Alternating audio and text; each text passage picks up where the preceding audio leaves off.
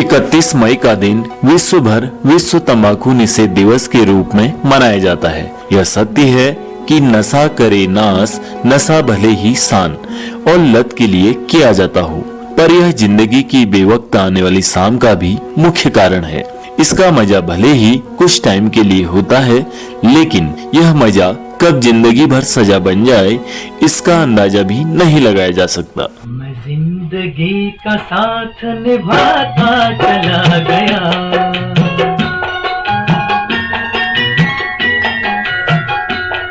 हर फिक्र को धुएं में उड़ाता चला गया, हर फिक्र को धुएं में उड़ा।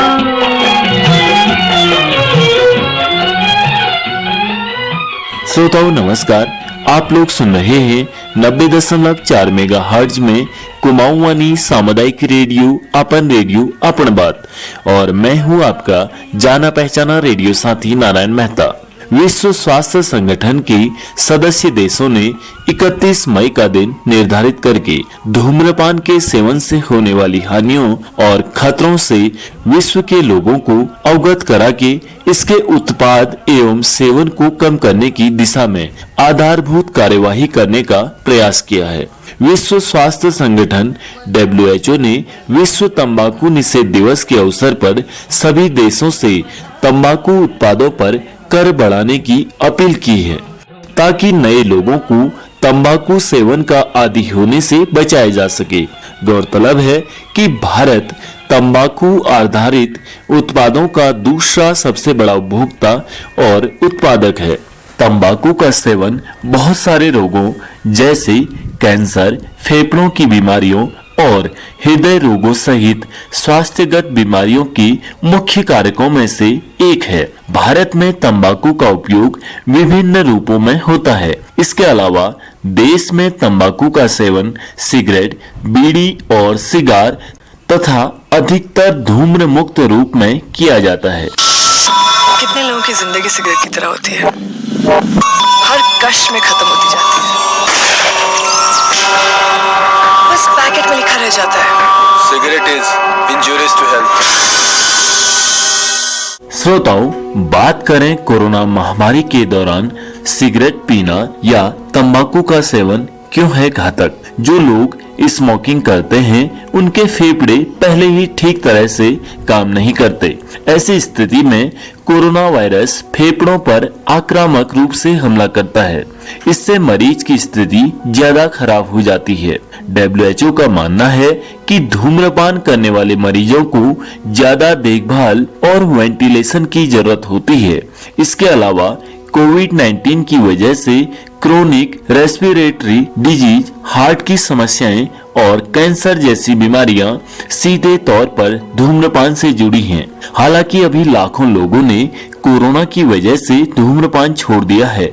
ऐसे लोगों के फेफड़ों के स्वास्थ्य में सुधार होने लगता है। इससे आपको कोरोना के संक्रमण में ज्यादा जटिलताओं का खतरा नहीं होता। भारत न केवल सबसे बड़े तंबाकू उत्पादक देशों में से एक है, बल्कि विश्व में तंबाकू के सेवन से होने वाली मौतों के 1/6 हिस्से का जिम्मेदार भी है। इतना ही नहीं कि शहरों में तंबाकू के सेवन का स्तर लगातार बढ़ता जा रहा है और भारत की वर्तमान तंबाकू नीति में कई विसंगतियां भी देखी जा रही हैं।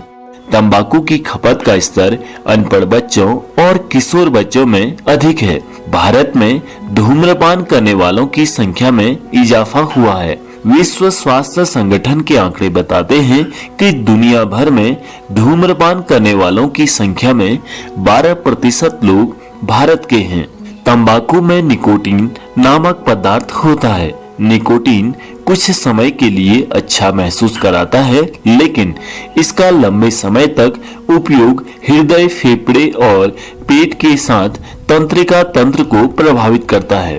तंबाकू से संबंधित बीमारियों की वजह से हर साल करीब 5 मिलियन लोगों की मौत हो रही है, जिनमें लगभग 1.5 मिलियन महिलाएं शामिल हैं। रिपोर्ट के मुताबिक दुनिया भर में 80% पुरुष तंबाकू का सेवन करते हैं, लेकिन कुछ देशों की महिलाओं में तंबाकू सेवन की प्रवृत्ति तेजी से बढ़ रही है। दुनिया भर के धूम्रपान करने वालों का करीब 10% भारत में है।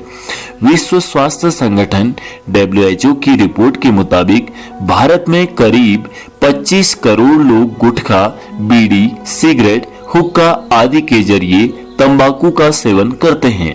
विकासशील देशों में हर साल 8,000 बच्चों की मौत अभिभावकों द्वारा किए जाने वाले धूम्रपान के कारण होती है। दुनिया के किसी अन्य देश के मुकाबले में भारत में तंबाकू से होने वाली बीमारियों से मरने वाले लोगों की संख्या बहुत तेजी से बढ़ रही है। तंबाकू पर आयोजित विश्व सम्मेलन और अन्य अनुमानों के मुताबिक भारत में तंबाकू सेवन करने वालों की तादाद करीब 29.5 करोड़ तक हो सकती है।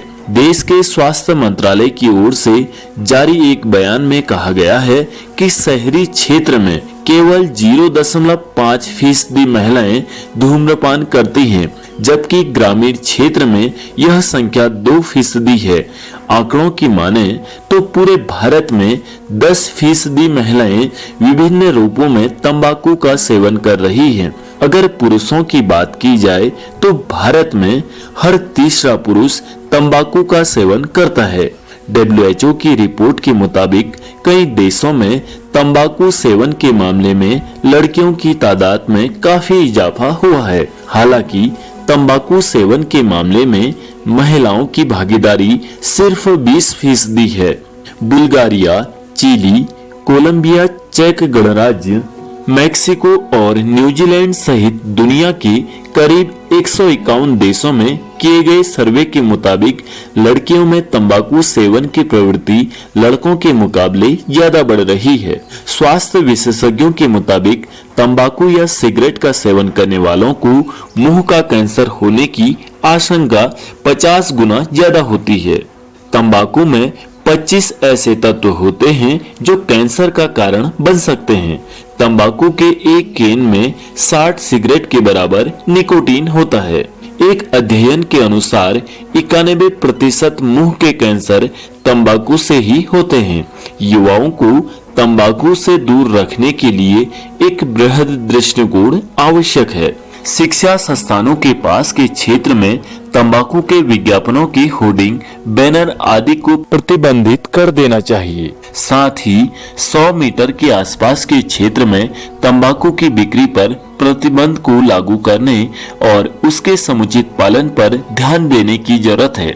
युवाओं का नशे की तरफ रुझान बढ़ रहा है, यह एक गंभीर विषय है। यह युवा हमारे देश का उज्जवल भविष्य है। इसलिए आज की युवा पीढ़ी को चाहिए कि वे नशे की तरफ रुझान न देकर योगा, खेल और अच्छी किताबों की तरफ आकर्षित हों, ताकि आने वाला कल उनके लिए उज्जवल भविष्य हो। इन्हीं बातों के साथ सुनते रहें कुमाऊं वाणी, आपन रेडियो, आपन बात।